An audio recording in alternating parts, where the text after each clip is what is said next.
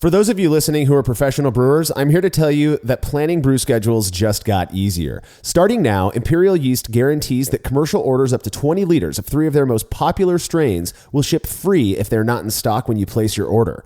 So in addition to pitching right with the highest quality yeast on the market, they're promising that yeast will be ready when you need it or shipping is on them. A rad deal from a rad company. Whether you're a pro or a home brewer, if you haven't tried Imperial Yeast in your brewery yet, it's time to up your game. You can check out everything Imperial Yeast has to offer and place your commercial orders at imperialyeast.com.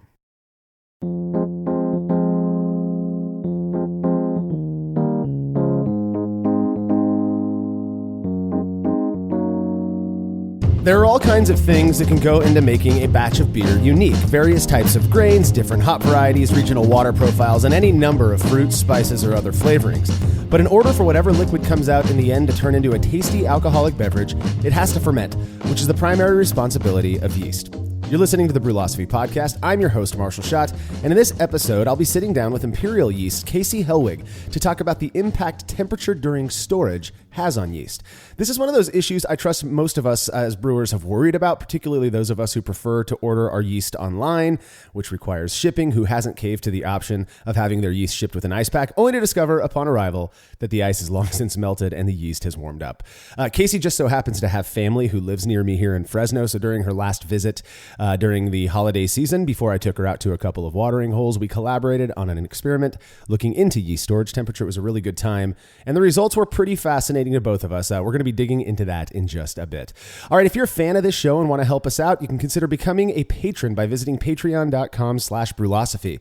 By making a small monthly pledge, you'll receive some neat rewards like access to unpublished contributor recipes, unique discounts at yakimavalleyhops.com, and an invite to a monthly live Q&A session with someone in the brewing world. Our guest this month was Drew Beecham, host of the Experimental Brewing Podcast and author of the new book, Simple Homebrewing. Past guests have included folks like John Palmer, Vinny Chilurzo, and John Kimmich, to name a few. And all past sessions are available on our private Facebook page, so patrons can go back and check those out whenever they like. Learn more about becoming a patron over at patreon.com/brewlosophy. Also, if you wouldn't mind letting us know what you think about this show by leaving a rating and a review in Apple Podcasts or wherever it is you listen to podcasts, that'd be super cool too.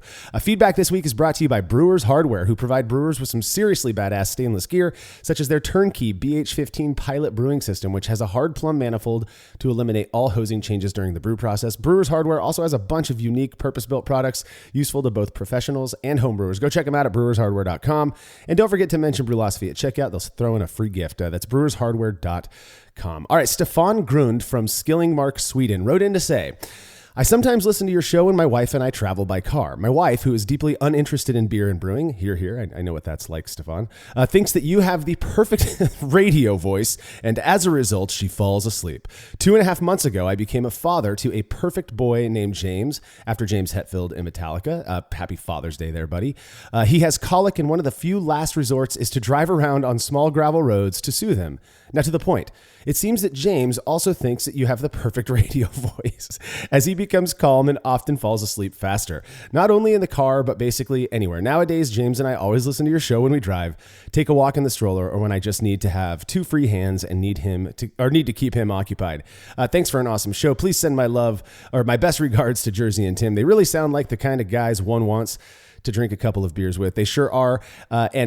Stefan, I can totally relate with being married to someone who has zero interest in brewing and beer. It's nice to know that I'm not alone there. And I can also relate to putting her to sleep with my voice, I guess. It's sort of funny. Growing up, the voice I hear in my head when I'm talking, my normal head voice, I guess, kind of sounds high-pitched and grating to me. But for whatever reason, I get a surprising amount of feedback about how I sound on this show. I'm blaming that on the microphone and stuff that I use. But I think I've mentioned it before, actually. Doing this has actually led to some fun opportunities for me. You guys all know Tim, the beer reviewer. His wife works at a marketing agency who does commercials for local businesses and whatnot. And I've actually landed a few local gigs. The last one being for the health department. I am the voice of HIV in the Central Valley of California, which sounds very weird, but kind of a fun opportunity. Anyways, I do appreciate the feedback. Congrats on the new baby. Again, happy Father's Day. Perhaps I'll record a series of me reading common children's stories for little James or something like that. All right, if you have show feedback, you can send it to feedback@brulosophy.com. Leave us a voice message by calling 951-444-0320 or drop us a line on social media. California Common, a style made popular by Anchor with their steam beer. It's probably in my top 5 of favorite styles. I don't make it nearly as often as I should. Crisp, malty with the unique hop character from Northern Brewer hops. It's just delicious to me. A while back, I brewed one up using short and shoddy methods, which you can read about over at brulosophy.com. And then I decided to see what my friends thought of this beer when they didn't know I was serving it to them. 1 minute beer review with Jersey and Tim. Ooh, that's a clean, crisp color. That's an IPA, bro. If I ever seen one. Really? Drink it now. Just like that. I can tell. Ooh, maybe not. No, I can tell by the Maybe smell. not. Oh, great. It's not about drinking, Gary. It's about trust. It's not an IPA. Well, thanks, bro. Oh, sorry. So sorry. It's something weird. It's like a Kolsch or like a... it's one of those weird things that we don't understand that they always throw at us when we don't guess. Because we know like 3 and there's like 35. It's good. It's very good. You could drink it all day long at the pool. Oh, that's really good, dude. I like the... No bitterness. I like the finish. I bet you do. You can edit that out. I'm sorry. That's good. Yeah, I like that a lot. Oh my God, I like that a lot. It's like slight It's little roast to it. dude. And you know what? There's not like that. There's not a lot of alcohol taste to it. It's just a clean, crisp cube. Probably something out of a commercial. No, it's really good. Tastes like... Oh, I love that taste. I like this. Yeah, it's really good. Come on, Timmy. Let's nail down the type. It's the type that we like. It is good. I don't know what type it is. It doesn't matter. You know what it is? It's not too much. We like beers that aren't too much. There's not a lot going on. This is just flavor and color, and it tastes good and it looks good. We like it. Yeah, it's good. I give it 10 jerseys. I would drink this, dude. Yeah. Give me another one. I'll drink it. I'll drink more. I'm sure we're going to when we go back out in the garage. The garage. It's very good. You know what nice else? job, Mr. Shot. You don't know that this I is... do know. You don't know. I had this earlier. If Marshall didn't make this, good job to whoever did it, because it tastes just like one of Marshall's beers. It's very good. I did. 10. I get 10 jerseys. Unless it's Marshall's, then I give it 0. I'm taking the 10 jersey on that one, and I'm rather proud of my friends for enjoying this beer as much as they did. This beer was brewed using, again, these short and shoddy methods. It was, I think, a 25-minute mash, a 20-minute boil, 100% Northern Brewer hops, if I remember correctly. You can find the recipe and my whole write-up over at brulosophy.com. Just do a search for short and shoddy California Common. Yeah, it doesn't surprise me the guys enjoyed this beer. Tim had actually been drinking quite a few of this, or had a few pints of this beer prior to doing our review session. So the fact that he remembered what it was and was able to nail it wasn't too surprising to me. But yes, I agree with them. It was good. The only issue that I had was that to me, the beer wasn't quite as bitter as I would have preferred. I don't know if that has to do with, IBU calculations based on boil length being an issue, but if I were to rebrew this one again using all the same ingredients, I would just up the first wort hop addition, that 20-minute hop addition, just to get a little bit more bitterness. But otherwise, fantastic beer. I'm glad the guys liked it. I certainly enjoyed it. Definitely not a dumper. If you have a beer that you would like to have the guys review on the show, you can email me, Marshall@brulosophy.com, and we will get you all set up. All right, when we come back, I'll be joined by Casey Helwig from Imperial Yeast to talk all about yeast storage temperature.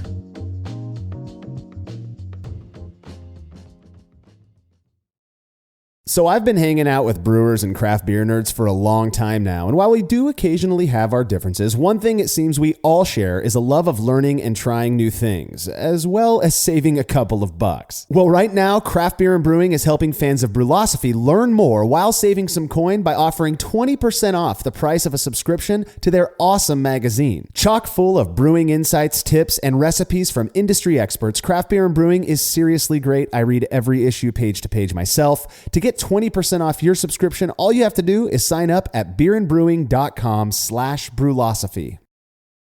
When dumping wort-soaked grain and leftover low-gravity wort while cleaning up after a brew day, did you ever wonder what your true efficiency would be if that wort made its way to the kettle instead? Using the brew bag, a fabric filter for all mash tuns and brewing methods, allows you to capture every last drop of wort. Not only does this increase kettle efficiency, it lowers your grain bill, which saves you money. Throwing wort in the trash is like dumping a 12-pack down the drain and just doesn't make sense. Use the brew bag and leave no wort behind. I've been using these filters for a long time and recommend them to everyone. I never have to worry about a stuck sparge and cleanup is fast and easy. Go grab yourself a brew bag fabric filter at brewinabag.com and be sure to use code TBP17 at checkout to get a discount on your order. Just as the Grainfather all-in-one brewing system revolutionized all grain brewing at home, the Grainfather conical fermenter and glycol chiller take this one step further by giving homebrewers state-of-the-art temperature-controlled fermentation, just like commercial breweries use.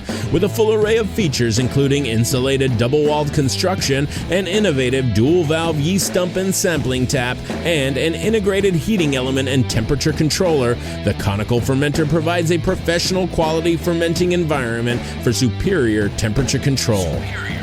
With the ability to individually power and control the temperature of up to 4 Grainfather conical fermenters, each with their own fermenting schedule, the Grainfather Glycol Chiller is the perfect addition to ensure superior fermenting results. And for a limited time, you can save 10% on your order by going to grainfather.com and entering coupon code NZB during checkout. Once again, enter coupon code NZB when you order the Grainfather conical fermenter or Glycol Chiller at grainfather.com. Once again, that's grainfather.com.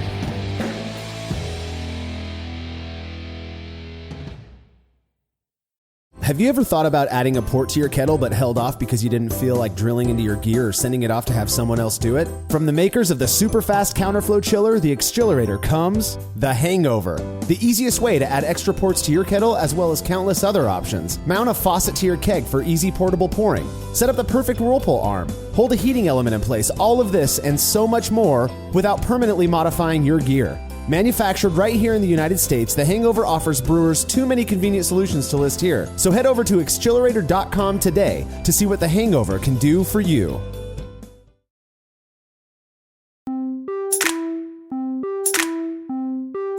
Yeast being a living organism that's responsible for turning boring liquid into the beer, wine, or cider, or whatever else that we want to ferment it with, it makes sense that it should be treated well. And one way that we do this is by ensuring the most adequate storage environment prior to its use.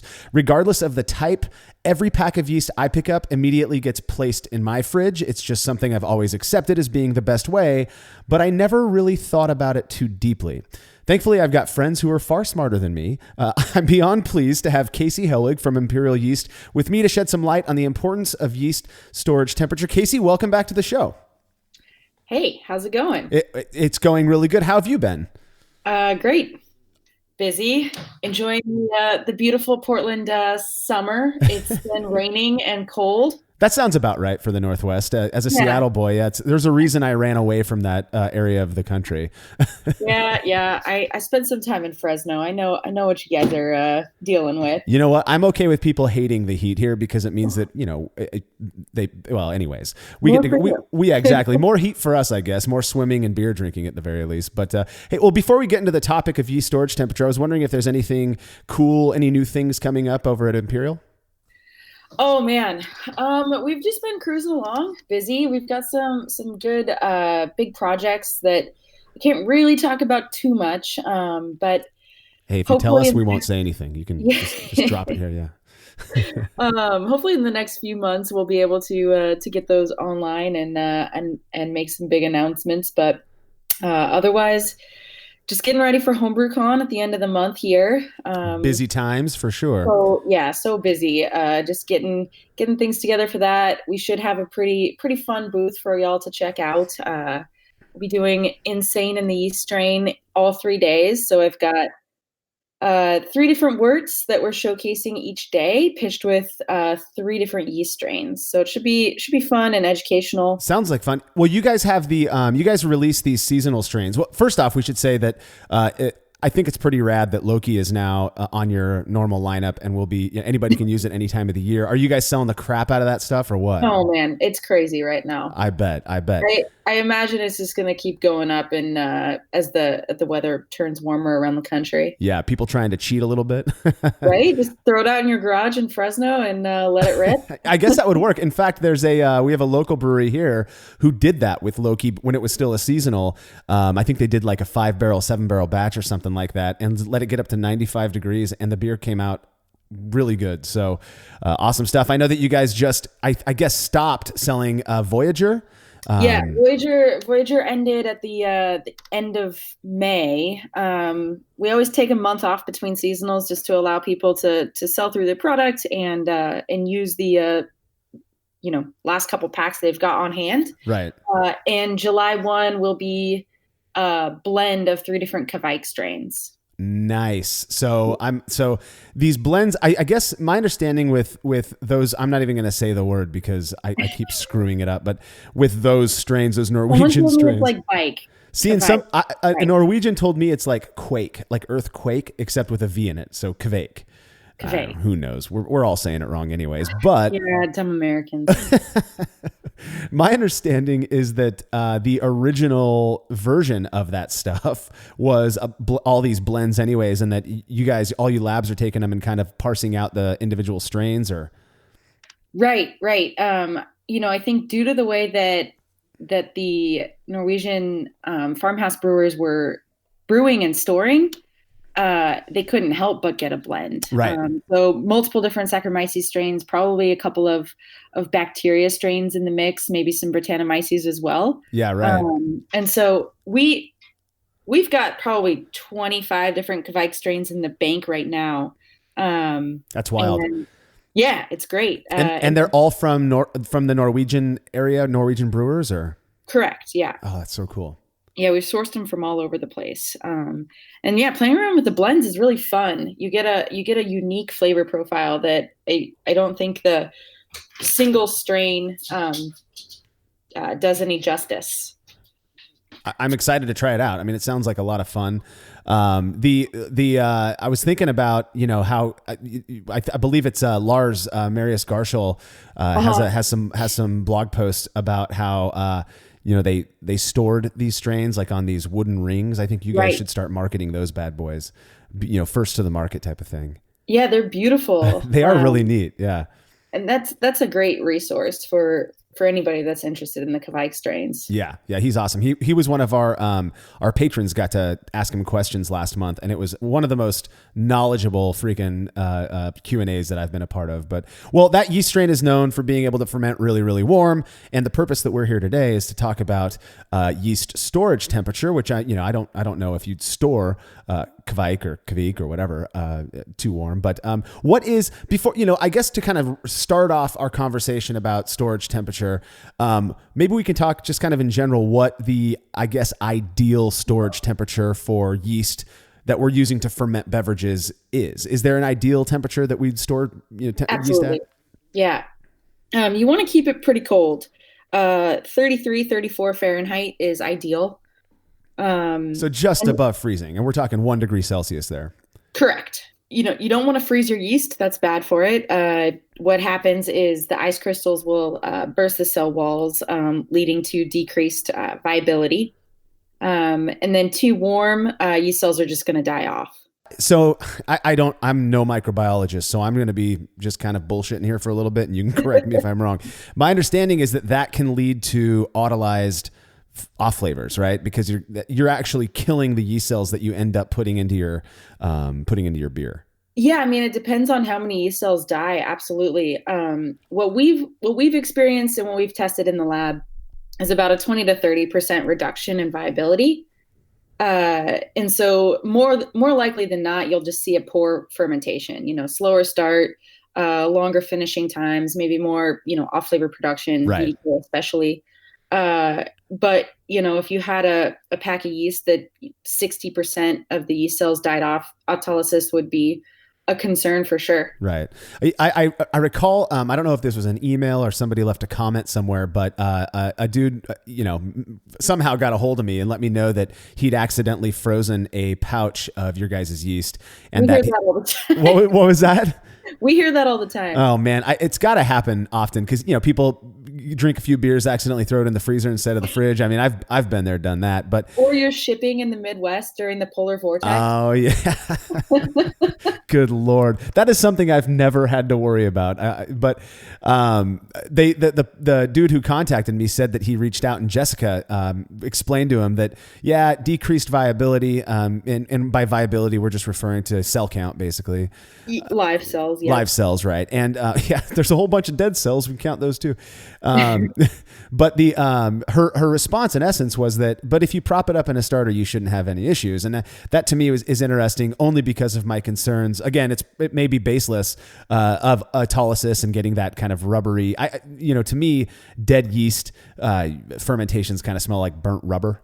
Right. I would agree. On a home scale, I probably wouldn't be super concerned. If you have to dump 5 gallons of beer, it's a shame and it's a bummer. Yeah.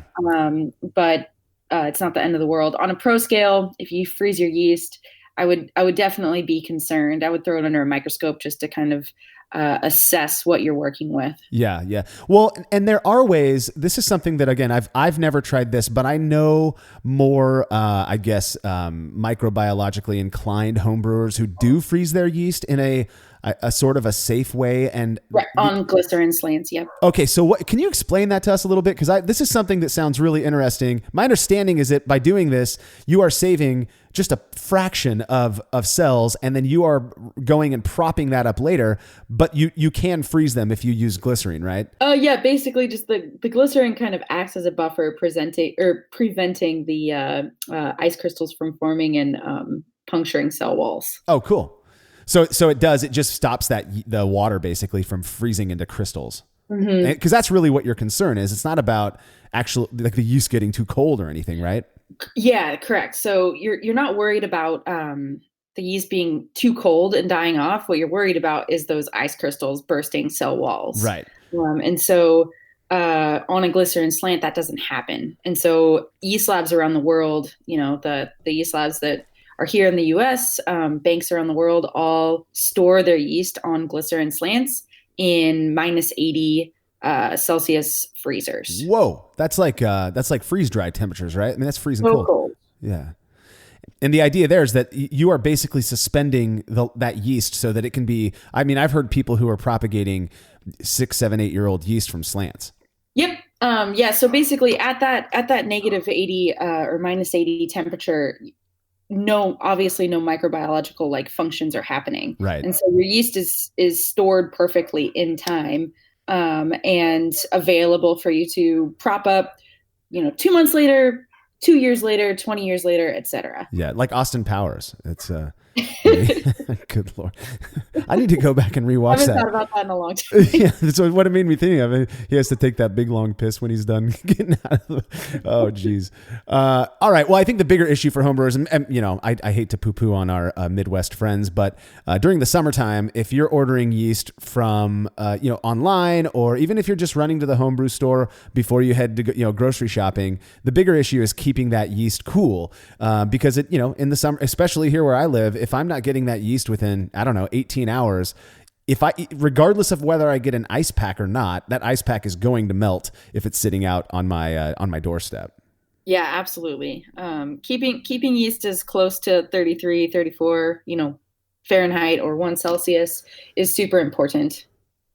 So what is a home brewer at least to do? We get yeast shipped from you guys directly, and we're very fortunate for that because you guys, holy cow, take the extra effort to make sure that when that yeast shows up, I think it's colder than it is when it goes into my fridge. I think last time I measured it, the yeast was still like 34 degrees Fahrenheit, which is what, 1-2 degrees Celsius.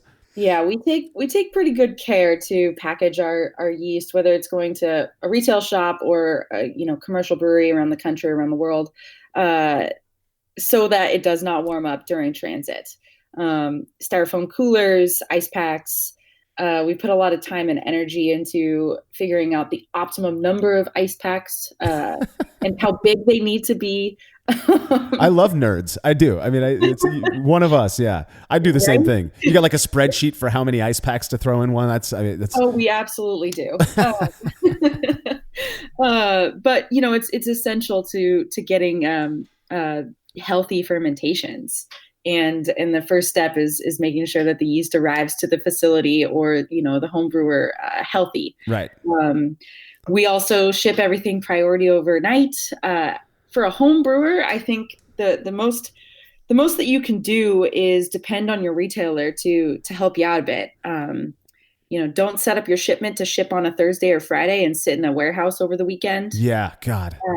Pay for those ice packs. I know it seems kind of like this added cost at the end of checkout, and you're like, hey man, an ice pack's not worth $2. But the yeast, the health of your yeast and the health of your beer is definitely worth $2. Yeah. And then pay for that expedited shipping. I know it's a bummer. I know it's a hard thing to convince yourself of, but it's well worth it in the end.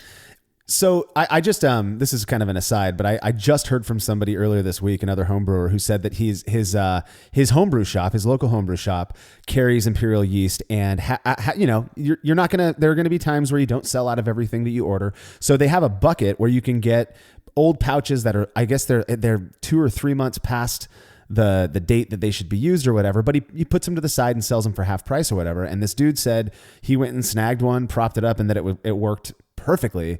But the point that the guy was making was he keeps even these old yeast pouches at 33 degrees Fahrenheit, which is half a degree Celsius. I mean, so he's taking care of these, which really does, it seems like, at least in my experience as well, I've used old yeast stored well, and it does seem to do the job. But the idea is that the colder it is, you are sort of extending the life. You're slowing down the yeast so that it doesn't, putter out faster, which is something that can happen when yeast gets warm, right? Like the warmth is going to expedite the aging process of the yeast cells. Yeah, basically what happens is it warms up. The yeast kind of comes out of its sleeping state, starts burning through its internal sugar reserves, right? And then all of a sudden it's in a liquid that does not have sugar for it to eat, and therefore it starts dying. And my understanding is that so people who have studied this stuff, the sugar reserves, that's the simple way. I mean, the more complicated word is glycogen reserves, is what I've heard, right? Correct. And that's just the yeast sugar, basically. Yeah, internal sugar reserve. Right. That sounds makes us sound really smart. You can call it glycogen if you want. No, I'm cool with sugar. I'm cool with sugar. So that leads to my understanding, again, based on my tertiary kind of reading about this stuff, that leads to weak cell walls, which can also lead to the cells popping in the same way that they would if you freeze the yeast. Mm-hmm. And that's all bad, not good. Yeah. It leads to icky beer, basically. Yeah, no one likes that. Now, the thing is, though, one of the parts that gets me a little bit is in thinking about storing yeast warm. Okay, we're going to talk about the experiment that you and I did together and the results of that. What we haven't done yet is compared yeast that's stored really well in ideal temperatures to a yeast that maybe got left out on the driveway during a 110 degree Fresno day, and to see if that would have any impact on flavor. My hunch is that it would, but we haven't tested that. What kind of, not even hypothetically, I guess theoretically, what might we expect from a yeast that is kept too warm, and how long do you think it has to be that warm in order for it to have the impact that we're going to talk about? Oh man, obviously there's a lot of variables there, but what I would expect from a yeast that's been kept too warm is just major cell death, and you're going to end up with very, very little live cells left in your slurry, impacting your beer in not only, slow or stalled fermentations, but maybe even not even a start to your fermentation. You're impacting your beer in terms of flavor, off flavor production, yeast autolysis flavor. Right. Well, I would imagine as well, the big thing that we talk about is cell counts, is viability. Right. And so, and on either end, if it's too cold or if you freeze the yeast or if it gets too hot, you are you are reducing the cell count, you're reducing the viability of that yeast. And so a lot of what we might expect is what you'd expect from low pitch rate or, Absolutely. and so to me, in my mind, a big issue with that is just yeast stress and how yeast tend to produce, or they might produce more esters or phenols when they're stressed Mm-hmm. out. You got just a few little soldiers trying to do all the work. Yeah. Like I said, you're going to see slower fermentations, slower starts to those fermentations. And then, yeast off flavor production is going to be much, much higher than with a healthy pitch. Yeah. That makes sense to me. Yeah. You talk about higher esters. Some of those esters are not going to be so lovely. You're going to get a lot of like fusel alcohol, maybe acetaldehyde, phenol production, maybe. Yeah. But definitely sulfur, definitely higher levels of VDK. Yeah. That's kind of what I've been taught as well, is that because of the stress of it's not necessarily the dead cells in the yeast that you're pitching that are going to have the impact. It's the fact that you're pitching so few yeast cells. Right. And those few yeast cells are left to do the majority of the work, and they just can't. Right. And so when yeast are stressed, they kick off all sorts of gross off flavors. Yeah. Now the other issue is, you can, for those of us who are really lazy and, you open your nice cold box from More Beer or whatever, and you got that ice pack and it's still cold and the yeast is still cold, and you go and you put it in your laundry room, and then next thing you know, 4 days later, you realize it's still sitting in your laundry room. So, we're talking here about more like room temp, 68 to 75 degrees Fahrenheit, which is about 20 to 22 degrees Celsius. When I think about that, I know that would never be recommended. When I think about leaving it out on the counter, the idea to me is, you're still encouraging. I'm using the term aging, but not in the term that we do, not in the way that we do with aged beers. I'm talking about that yeast is living its life essentially, and the warmer it is, the quicker it sort of that timeline becomes, right? It moves down the timeline. Yeah, I think that's a good way to describe it. So the idea then, at least in my mind, is the reason we keep it cold is so that you can extend the life of that yeast. Yeah, and the health of the yeast. The overall viability of that yeast, and that, which is all sort of related to, at least in my mind, time in some way, right? Because if you're keeping it cold, you're extending or you're reducing the rate at which cells are going to be falling off, essentially. Correct. And then that's all, been getting nerdy about that, but each strain is going to behave differently over time. Some strains are really shelf stable and are going to stick around and be healthy and viable for 3 months or 6 months.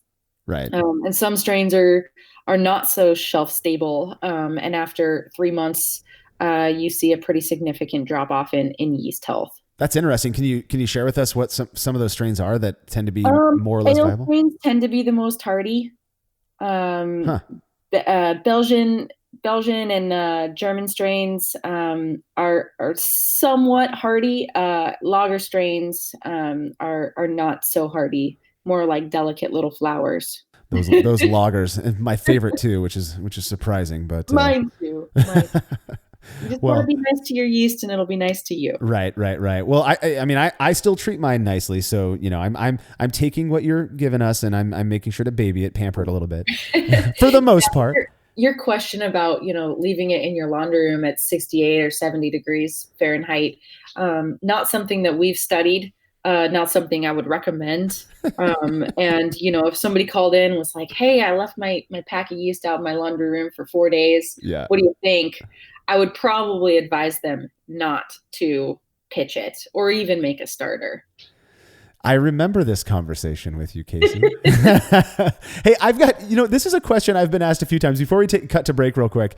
And it's sort of, I guess, semi-related to the topic of yeast storage temperature.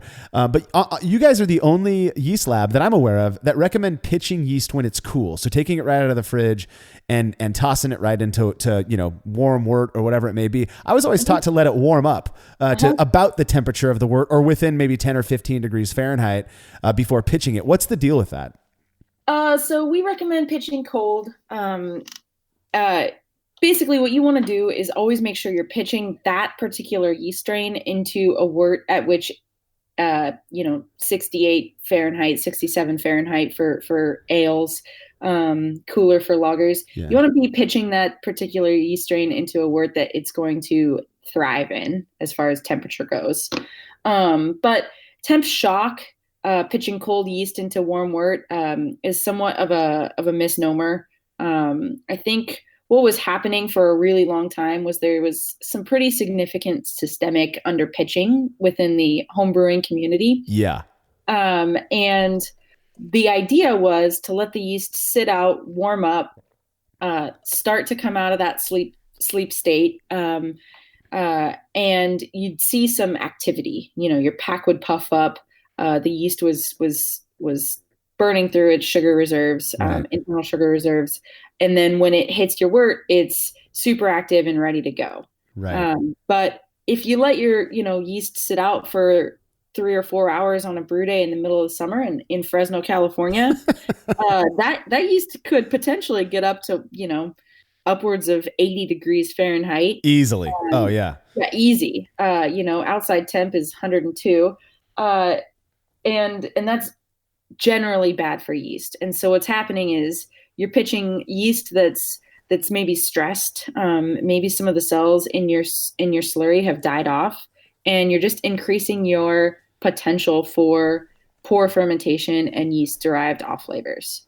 If you look at any commercial brewery around the country, they're pitching cold yeast into warm wort every day, whether they're transferring cone to cone and pitching that way, whether they're propping in a brink and pitching from their brink, or they're harvesting yeast, storing it in their cold room and pitching it, 2 days later. It's of all of the things that I've come to question through the experiments that we've done, it is the dogma of letting yeast warm up before I pitch it is so awkwardly ingrained in me that it's like a matter of course that I pull it out 2 hours before I pitch it. Yeah. I mean, my line is it's not ideal. If you feel like that's going to make your brew day better and you're going to have more peace of mind, by all means. But it's not necessary. Yeah. I'm going to start pitching cool just because I want to prove to myself that it's okay. We've gotten a lot of requests for that experiment, but I've always kept my yeast stored as cool as possible until I'm ready to use it. That is until a recent experiment that we collaborated on, which we just mentioned. We're going to be digging into those results as soon as we're back from this short break.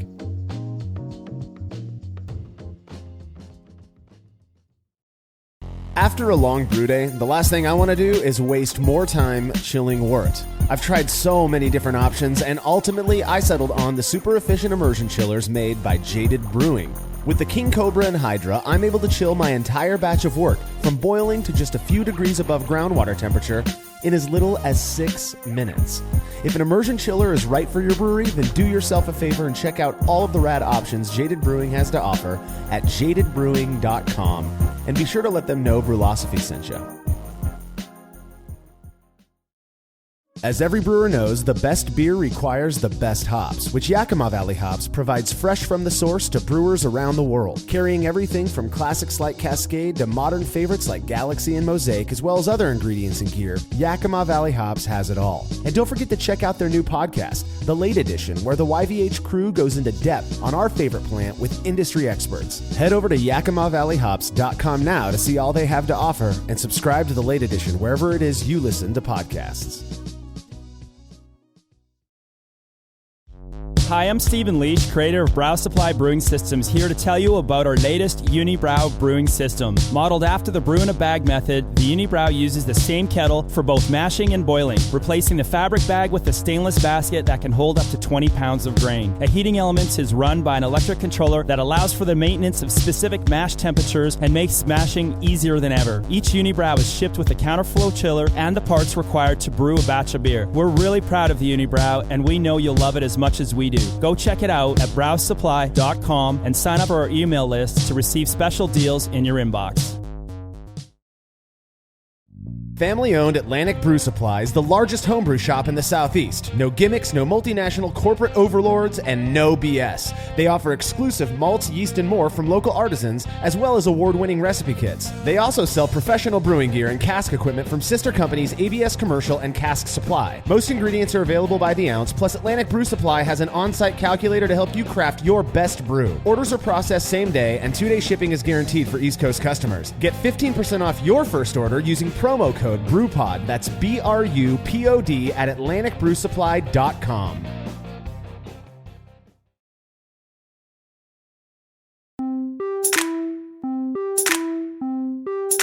When I learned that one of my favorite people in brewing, from one of my favorite companies in brewing, was going to be around town and wanted to collaborate on an experiment, not only was I really excited, but picking something that had to do with yeast was a no-brainer. And we pretty quickly settled on this storage temperature variable. Casey, when I first proposed the idea, do you recall your initial thoughts? Oh yeah, I told you it wasn't going to work. Yeah, that was it.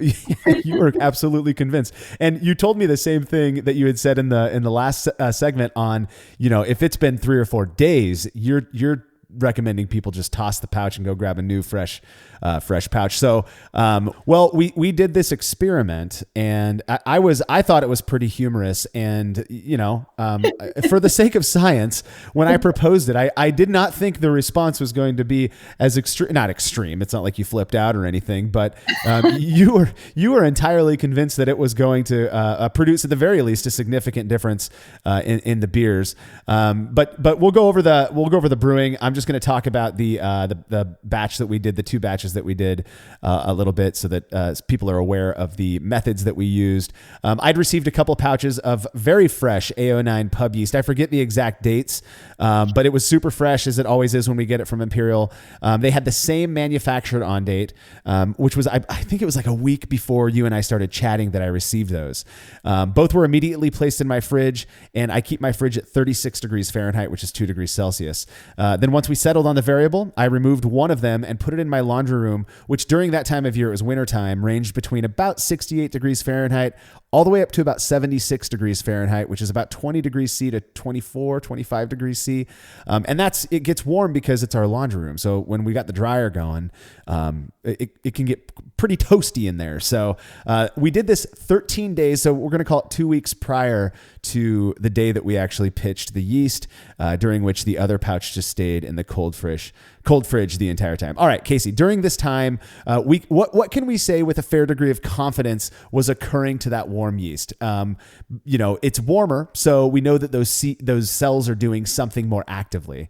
Right.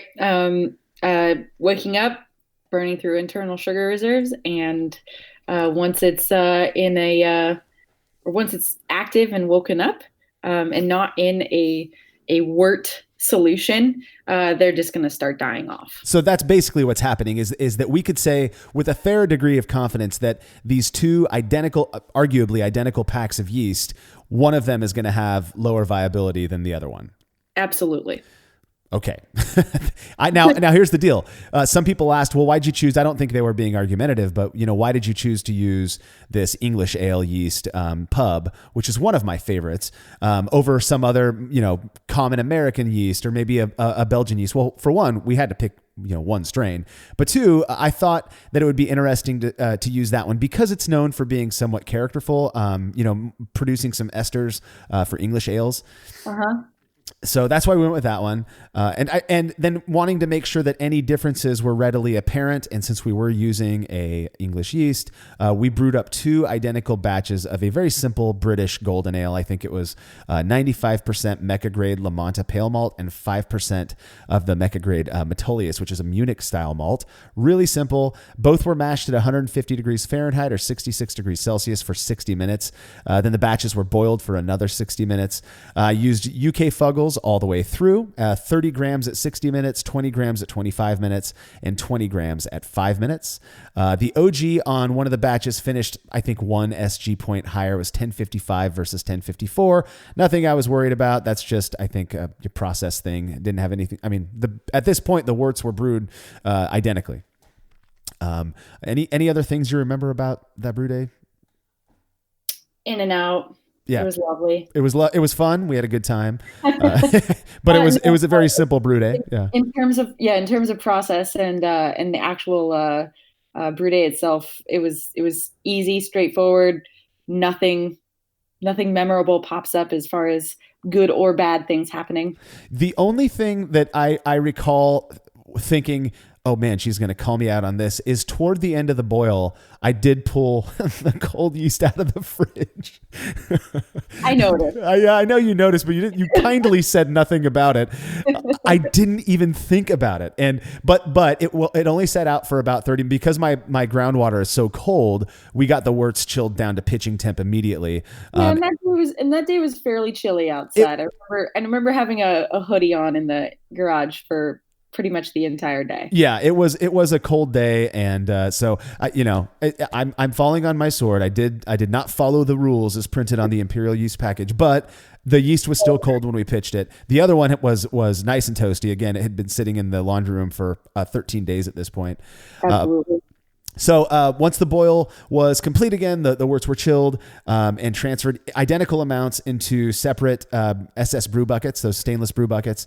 And then we put them in the fermentation chamber set to 66 degrees Fahrenheit or 19 degrees C. And each yeast pouch was pitched directly. We didn't prop them up in starters or anything like that. We really wanted to see, this was very, arguably very fresh yeast. I think it had been packaged maybe 5 weeks before we were pitching. So pretty fresh yeast. We wanted to see what it would be like pitched directly. We didn't want to give any edge to that one that was sitting in the laundry room. They fermented at, again, 66F or 19C for 2 weeks. And then I bumped up the temperature at 70F just for a 4-day. That's 21C for a 4-day diacetyl rest. Both beers finished at the same exact 1010 FG. At that point, I reduced the temperature of the beers for cold crashing using my nifty little Breloon lock so that they didn't get any oxidation sucked in or oxygen sucked in through the airlock. And then we decided against fining the beers with gelatin because, again, maybe it would strip out any of the impact of the variable. I'm not convinced that's the case, but we decided against fining anyways. Following day, after a day of cold crashing, I racked the beers to kegs, placed them in my keezer where they were burst carbonated at 50 PSI for 14 hours before I reduced the gas to serving pressure, and then let them continue cold conditioning for about a week before they were ready to serve to tasters. Now, at this point, and I'm thanks to AO9 Pub being an awesome flocculent strain, the beers were pretty clear. They looked pretty good. I think I sent you photos immediately after pulling the finished samples, and they were looking quite pretty. Yeah, super bright. Yeah, bright, beautiful color, exactly kind of what we planned for a British Golden Ale there. You didn't get to taste them because I hate bottling and sending beer to people, so I apologize for that. But trust me, they tasted really good. The kegs didn't last very long. The appearance of them was, in my opinion, identical. Now, I don't know if we would have expected there to be some difference in appearance, maybe color difference or something based on a fermentation with a less viable pouch. Possibly. Yeast cells, dead yeast cells in solution, maybe slightly darker, potentially. Another thing that I heard a long time ago is that dead yeast cells, when they release the innards of their cell, that it can impact foam development and foam stand. Interesting. I haven't. This could have just been completely off the cuff, some not as smart as they like to sound homebrewer telling me that's the case. But the idea was that the stuff that's inside these yeast cells is sort of like Dawn soap, how sure. I don't know, who knows. I could see that for sure. Yeah. I have not read any papers on that particular subject, but it's not a bad theory. Yeah, no, yeah. It kind of made sense to me. Either way, these beers were looked again identical. The foam was totally fine on them, same color. So at this point, I'm kind of presuming, maybe they're going to be, the same. Maybe we're not going to notice a difference. So now I've done enough of these experiments that I have to admit I wasn't terribly confident, these were going to taste any different. And because of that, I made sure to do a ton of triangle tests myself. 14 in total, I think to date, that's the most triangle tests I've done on an experiment that I've brewed. Out of which, of those 14 triangle tests, I chose the odd beer out correctly 9 times. That's not 100%, but I'm telling you, that is really, really consistent. It was, I wouldn't say that it was easy for me. The beers were probably more similar than they weren't, but I could tell them apart. They tasted different. Mm-hmm. Yeah, I mean that's as far as statistical results go, that's pretty significant. That's solid. Yeah. Yeah. And to me, people always ask, well, what was different? We don't test that with the participants, which we'll talk about in a minute. But, in my opinion, and this could just be my palate, the warm stored yeast beer had this very subtle, almost not noticeable, but when you taste the beer side by side, to me, it was pretty noticeable. It had this really subtle sharpness in the aroma, which is really weird. I don't know how else to explain that. It was like, it wasn't tart. It's not like I was smelling an acidic beer. It just had this sharper aromatic quality to it, while the other one didn't have that. To me, that sharpness kind of covered up some of that just delectable malt character that you get from those rich Mecca Great Estate malts. But the one where we pitched the cold stored yeast, to me, had that warm, round, nice malt character that you expect from a British Golden Ale. I have no idea what would cause that. I mean, neither do I. I wish I could have tried the beers. I'm so sorry. I'm so sorry. I know I'm a terrible guy. I hate bottling and shipping beer too. It's terrible. I'm pretty sure I was like, don't worry about it. Yeah, you were. For me, the pub strain is really nice, soft, fruity forward, very round mouthfeel. You get this like kind of, if you were to describe a beer as a shape, just like a nice circular, almost globe-like shape. Oh, amen. Perfect description. I taste in shape as well. From a coworker, she tastes beer in shapes all the time, and I was like, "That's a really great way to describe things." No joke. I thought I was alone, but that is exactly how my brain kind of, when I'm perceiving, particularly beers, but pretty much any type of food, I kind of think of shapes and how orbispheres and stuff like that. And I have to agree that pub is just like that in general. Yeah, and you get that lovely fruit forward ester profile, but it's not super aggressive. You get a little like hint of oranges and stone fruit. Just classic English ale strain. Oh, you're making me thirsty, man. Oh man, I know, me too. It's almost it's past noon. I know, and I'm still nursing a hangover, so I got to do something to fix myself here. I had plenty of whiskey last night. Yeah, I was doing the vodka last night, so. Well, so what we can say is that the warm stored yeast was inarguably less viable than the one stored cold. Right. Now, and maybe what you were picking up on, that sharpness was maybe like a note of sulfur or interesting. Yeah, that would be my first guess. Just not strong enough to smell like, for lack of a better term, duck farts, but kind of hinting at just that whisper of it there, maybe. Whatever it is, whether it's sulfur or some ester or whatever. Maybe something vegetal from that yeast autolysis flavor. Yeah. It could be so many things, but at the very least, to me, it was likely a function of the lower or reduced viability. I would agree with that. So yeast stress is my guess. So can't say it with certainty, but that seems about on point to me. Now, how did our blind participants do? So we served this beer to 23 participants, which means that 12 would have had to identify the unique sample in the triangle test in order for us to say that this is significant. And that's exactly the number that did. So shocking to me, even after I did my series of triangle tests, which surprised me, I didn't think they were going to be as different as they were. We served these to blind tasters who had no idea what we were doing. And 12 out of 23, 52% of people got it correct. That says to me, and for how similar these were, the fact that, a significant number of people were able to pick out that odd beer. That was pretty surprising to me, and does seem to indicate that storing, at the very least, storing yeast warm is going to produce a different character than if you store that yeast cool. Yeah, I have to say, when we pitched those 2 5-gallon batches, went off, had lunch at In-N-Out, grabbed a couple of beers, and came back, and they were both fermenting. Yeah. I have to say, I was pretty disappointed in in myself. Well, I mean, I was like, this isn't going to work, Marshall. that warm stored yeast isn't going to do anything. It's not going to start. maybe it'll start, but fermentation is going to be super slow. You're going to get tons of off flavors. Yeah. You're going to see a higher finishing gravity, et cetera, et cetera, et cetera. I think I was very much in camp cold store. I mean, I still am, but me too, absolutely. but I do think it was fun. It was funny. First off, I think it's notable that every single time I pitch fresh Imperial yeast, and this sounds like a big advertisement, but hey, who cares? Every time within 4 to 6 hours, there's activity in the airlock. I've never seen that pitching other yeast strains direct. So that's one of the things I love about it. I didn't believe that warm stored yeast was going to start at the same time that the cold stored one. They were both kicking 4 hours later, which amazed me. Yeah. I definitely was simultaneously impressed and annoyed. Because you were wrong.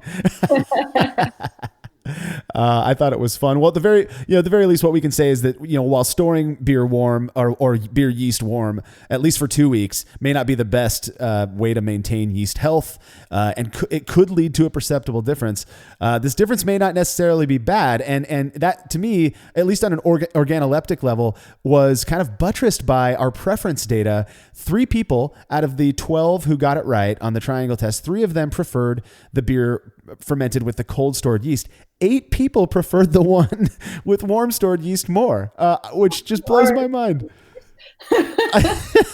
I mean, that's why I hate that question. If you told people, I guarantee if we were like, all right, one of these had beer, this one had the beer, is the beer that was fermented with yeast stored warm. I bet you people would kind of be biased to like the one with the yeast stored cool, but I did. But again, I knew what was going on and what beers were what. So yeah, I mean, that's interesting stuff. I think that the takeaway is absolutely it's going to affect your end result.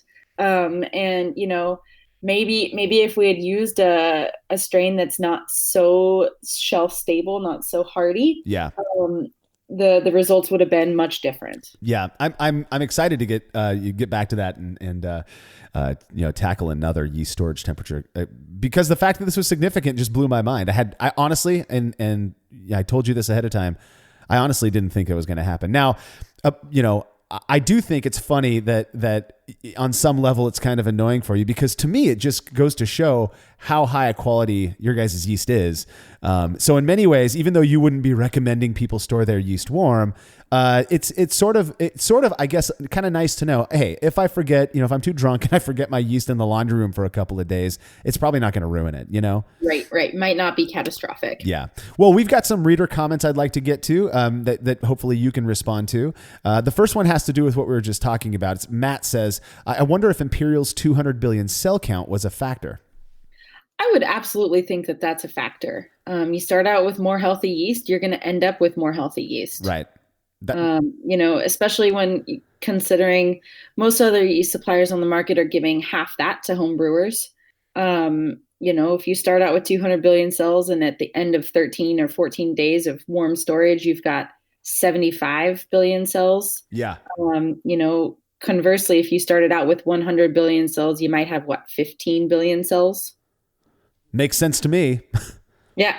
Yeah, so that was my when I proposed this experiment, and we get this a lot. And I'll be honest, we basically only use Imperial yeast nowadays, and so one of the comments people will say is, well, yeah, but you're kind of padding any yeast experiments in essence, whether it has to do with pitch rate or storage temperature or whatever. People are going, yeah, but homebrewers who don't use that, well, I don't know what to tell you. This is I like. Yeah, what are you doing with your lives, guys? Exactly, Casey. All right, so I do think that the high cell count, which is an awesome thing, probably played a role here. That if we'd started off with whatever it is, 86 billion cells that other labs package, that the viability is going to be even lower than that, and we may have seen a more drastic difference between the beers. Maybe higher significance, I guess. We still got a significant result. So next comment comes from Aaron. He says, maybe a slight underpitch added to the flavor of the beer for some people, more esters or something. Yeah. That was the first thing that I thought when you told me that 8 of the 12 preferred the warm stored. Yeah. 8 of the 12. Especially considering that pub is fairly ester forward, slight underpitching, lower viability at the beginning of fermentation, right. Kicked off a little bit of of, nice ester profiles as opposed to gnarly, nasty yeast ester profiles. Right. The stuff you don't want. Well, and that's Right. the thing is we didn't tell people the style of beer it was, but interestingly, I fermented it at 19C 66F, which you can push pub. I've done this upwards of 70 to 72 degrees, and it still it'll produce a lot more. It'll produce noticeably more esters or something to make it taste different. That was one of our firm temp experiments that did come back significant, was using the fuller strain. But maybe the fact that I fermented it so cool, also kind of, if it had fermented warmer, maybe there would have been a bigger delta between the two different batches. But a lot of people describe this beer as being almost lager-like. I mean, it was crisp, clean. I think Fuggles has that kind of earthy, spicy thing that you expect from like a noble hop. So yeah, really interesting stuff. It could have been more esters is what I'm saying in essence. But all right, next comment comes from Corey White. He says, pretty cool this came back significant, and even though more people preferred the warm stored yeast beer, that really just shows there's a difference, and to get consistent results, you should store them consistently. I don't think Casey should be worried at all. I'll keep spending as much attention on keeping my yeast cool as I have been. Good. Thanks, Corey. Yeah. Cheers, Corey. I had to include that because he called you out, Casey. So, all right. Reddit user, XR Saris says it would be interesting to try this at a much higher temp, like 90 to 100 degrees Fahrenheit, like the temps in a warehouse or a mail truck during the summer. Regardless, it's amazing how much error making beer can withstand. If you try your best, you will still make beer, and likely it will be good. I'm not sure I agree with that last point. I've had a lot of bad beer, but I absolutely do want to. We had a plan. In fact, Casey's the one who put a halt to it when you guys were still packaging in cans. Remember, I shipped a can of yeast all the way across to Malcolm in Pennsylvania and was going to have him ship it back to me. And then we were going to use that and compare that to a can of yeast that had stayed in the fridge. And the text that I got from you was, oh my God, if it hasn't exploded yet, make sure Malcolm opens it in a bucket. Yeah, those are the dark days. But it's also what I think you guys got known for. I think the cans were awesome. I never had an issue with them, but I did hear some people, and the pouches are beautiful. So, but just trust me that we do have that one on the list, XR Saris. Yeah. I mean, to that regard, we ship yeast every day, obviously, all over the world. And, occasionally it'll get hung up in customs, or FedEx will misplace the box, and, a week later it gets to the brewery.